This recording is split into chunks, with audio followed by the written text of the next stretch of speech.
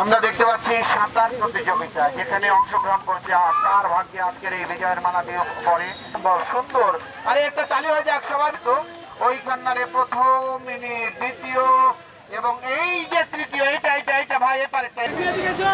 আমাদের আজকের যে প্রোগ্রাম ছিল, জেলে মৎস্যজীবীদের নিয়ে সাঁতার প্রতিযোগিতা, হাঁস ধরা প্রতিযোগিতা, জাল নিক্ষেপ প্রতিযোগিতা, এ সমস্ত প্রতিযোগিতা আমরা সাকসেসফুলি বাস্তবায়ন করলাম আমাদের জাতীয় মৎস্য পক্ষের প্রোগ্রাম হিসেবে।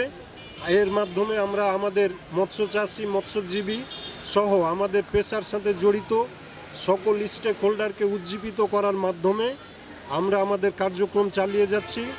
2026 সালে জাতীয় পর্যায় থেকে আমাদের জনাব মনিরুজ্জামান মুন্না স্বর্ণপদক অর্জন করেছেন। তিনি আমাদের মাননীয় প্রধানমন্ত্রী জনাব তারেক রহমানের হাত থেকে স্বর্ণপদক অর্জন করেছেন। এটি আমাদের নাটোরের জন্য কৃতিত্ব এবং গর্বের। আমরা চাই আমাদের মৎস্য বিভাগের মাধ্যমে এবং আমাদের চাষিদের যৌথ উদ্যোগে নাটোরের মৎস্য সম্পদ আরও সমৃদ্ধ হবে, নতুন নতুন উদ্যোক্তা আরও পুরস্কৃত হবে।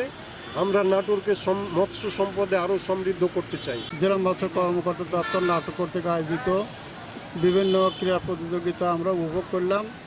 এর মধ্যে সর্বস্তরের জনগণের জন্য উন্মুক্ত ছিল সাঁতার প্রতিযোগিতা, একটা ছিল মৎস্যজীবীদের জন্য জাল নিক্ষেপ এবং একটা ছিল হাঁস, পুকুরের মধ্যে হাঁস ধরা।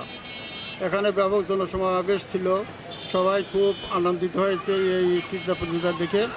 এইখানে অনেকে অংশগ্রহণকারী ছিল। এর মধ্যে থেকে প্রত্যেকটা ইভেন্টে 3 জন করে আমাদের প্রথম, দ্বিতীয়, তৃতীয় নির্বাচন করা হয়েছে এবং জেলা মৎস্য দপ্তর কর্তৃক তাদের মধ্যে পুরস্কৃত করা হয়েছে এবং আগামীকাল তাদের পুরস্কার প্রদান করা হবে। এই জন্য এখানে যারা আমাদেরকে আয়োজন করেছেন এবং যারা এখানে অংশগ্রহণকারী ছিলেন তাদের সবাইকে আমি মৎস্য অধিদপ্তর পক্ষ থেকে ধন্যবাদ জানাই।